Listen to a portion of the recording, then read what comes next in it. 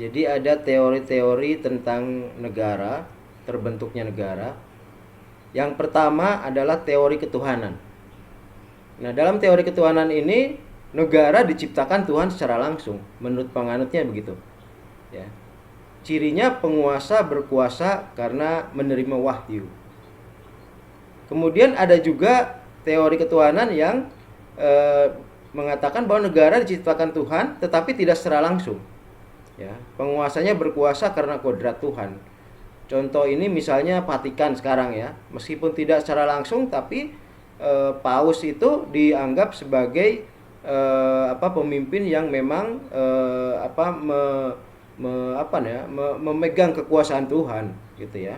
Kemudian negara Arab Saudi misalnya ya, itu juga seperti itu gitu ya. Itu yang secara tidak langsung. Yang secara langsung tentu saja negara-negara di era kenabian dulu gitu ya. Nah, kemudian ada teori tentang teori terbentuknya negara berdasarkan teori kekuatan. Nah, siapa yang memiliki kemampuan ya, mereka akan mendapat kekuasaan. Itulah teori kekuatan ya.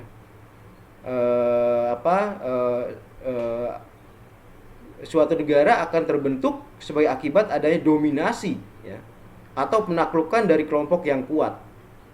Nah, ini di era-era di mana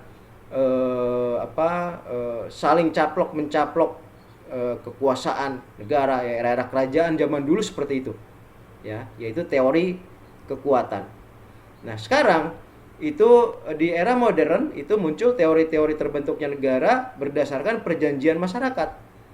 Ada beberapa pemikir dalam teori perjanjian masyarakat ya. Pertama, Thomas Hobbes.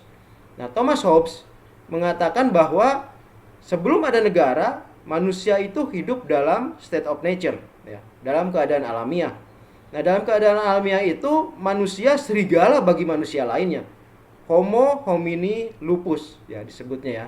Dan kemudian kondisinya adalah perang semua melawan semua. Bellum omnium contra omnes gitu ya. Nah, dalam kondisi yang anarki tersebut, manusia berpikir diperlukan adanya negara agar kemudian ada tatanan, agar kemudian manusia bisa hidup lebih aman ya. Kalau dalam state of nature-nya Thomas Hobbes, tentu siapa yang kuat dialah yang memenangkan ya. Bisa merebut harta, bisa merebut tahta, bisa merebut wanita bahkan gitu ya. Nah, untuk menghindari itu, kata Thomas Hobbes, diperlukan adanya negara. Dan negara ini dipimpin oleh seseorang yang sangat kuat ya, yang sangat kuat dan sangat ditakuti, dan Thomas Hobbes katakan Leviathan ya. Apa itu Leviathan? Leviathan itu sejenis naga laut yang sangat kuat gitu ya.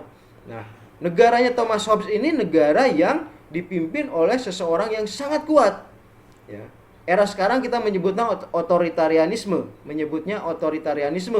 ya. Itulah kekuasaan di tangan satu orang yang sangat kuat. Kemudian dalam teori perjanjian masyarakat juga ada pemikiran John Locke ya. Sama, John Locke juga mengatakan zaman sebelum negara manusia hidup dalam state of nature, dalam keadaan alamiah. Tetapi berbeda dengan berbeda dengan Hobbes ya. Locke mengatakan bahwa dalam state of nature pun manusia sudah makhluk sosial gitu ya. Jadi tidak homo homini lupus, tidak bellum omnium contra omnes ya. Tetapi sudah homo socius ya, makhluk sosial. Kemudian kehidupan manusia diatur berdasarkan hukum akal ya, law of reason. Jadi sebenarnya sudah teratur tetapi berdasarkan hukum akal. Nah, tetapi dengan akalnya manusia kemudian berpikir perlunya ada organisasi yang sangat besar agar bisa mengatur semua kehidupan makhluk sosial ini, semua kehidupan makhluk berakal ini. Maka kemudian dibuatlah perjanjian terbentuknya negara gitu ya. Pactum uniones gitu ya. Inilah perjanjian masyarakat gitu ya.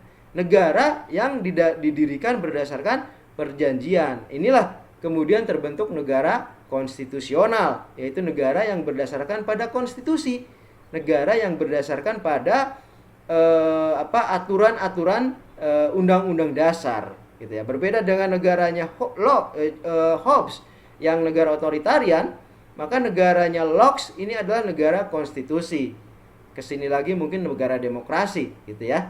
Dan kemudian ada pemikir lain terkait dengan teori perjanjian sosial, yaitu J.J. Rousseau ya.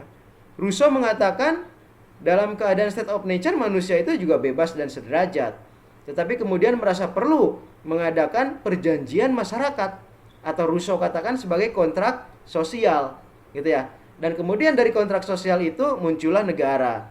Nah, negara dalam negaranya Rousseau itu memiliki dua tugas, yaitu melindungi kehendak umum atau general will, kemudian melindungi kehendak khusus atau particular will ya.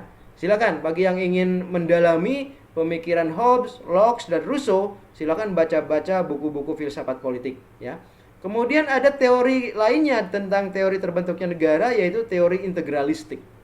Dalam teori integralistik ini negara dilihat sebagai manusia yang organis gitu ya. Kesatuan.